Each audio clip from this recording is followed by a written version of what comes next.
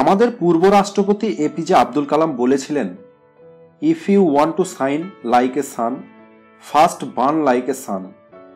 যদি আপনি সূর্যের মতো চমকাতে চান, তাহলে প্রথমে ওই সূর্যের মতো জ্বলা শিখুন। বন্ধুরা, এই পৃথিবীতে সবাই স্বপ্ন দেখে। হতে পারে সে কোনো সাধারণ ছোট্ট মানুষ বা কোনো বড় ব্যক্তি, কারণ ঈশ্বর আমাদের এমনটাই তৈরি করেছেন যে মানুষ সবসময় কিছু না কিছু স্বপ্ন দেখবে। কিন্তু কিছু লোকের স্বপ্নের একটি অর্থ থাকে, অন্যদিকে কিছু লোক ফালতু স্বপ্ন দেখে। কিন্তু এই স্বপ্নই আছে যা প্রতিটি মানুষের ভাগ্যকে আলাদা করে। স্বপ্ন মানুষের জীবনকে পরিবর্তন করে। এটি কোনো গরিব লোককে সফল ও ধনী করতে পারে, আবার কোনো ধনী ব্যক্তিকে অসফল ও রাস্তায় নামাতে পারে। সফলতা এবং অসফলতা এই দুটি শব্দই আমাদের দেখা স্বপ্নের কারণেই তৈরি হয়।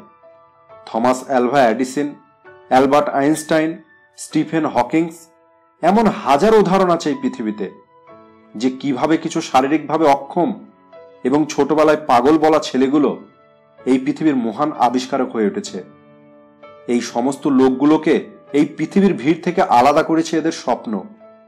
হাজারো সমস্যার মুখোমুখি হয়ে এরা এদের স্বপ্নকে বাস্তবে পরিণত করেছে। আপনার স্বপ্ন আপনার চিন্তার দ্বারা প্রভাবিত হয়। যদি আপনার চিন্তা পজিটিভ হয়, তাহলে আপনার স্বপ্নও পজিটিভ হবে। কিন্তু যদি আপনার চিন্তা নেগেটিভ হয়, তাহলে আপনার স্বপ্নও নেগেটিভ হবে। আর এই নেগেটিভ স্বপ্নের আপনার জীবনে কোনো মূল্য নেই। তাই আপনার চিন্তাকে সবসময় পজিটিভ রাখুন, যাতে আপনার মধ্যে সবসময় পজিটিভ স্বপ্ন আসে। তাই যদি আপনারও কোনো স্বপ্ন থাকে আর আপনিও ওই আকাশে সূর্যের মতো চমকাতে চান, তাহলে ওই সূর্যের মতোই জ্বলা শিখুন। কোনো রকমের পরিশ্রম ও ত্যাগ ছাড়া আপনি কোনো কিছুই অর্জন করতে পারবেন না। এক্সাম হোক বা জীবন, যদি আপনি সেখানে টপ করতে চান, তাহলে আপনাকে সকালে দ্রুত উঠতে হবে, রাত্রে দেরিতে ঘুমাতে হবে, নিজেকে তৈরি করতে হবে যে আমাকে টপ করতে হবে।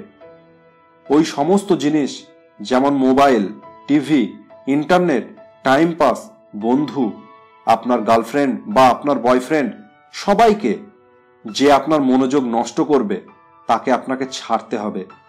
আর আপনার সম্পূর্ণ মনোযোগ কেবলমাত্র আপনার লক্ষ্যের দিকে রাখতে হবে। তাহলেই আপনি একদিন ওই সূর্যের মতো চমকাবেন।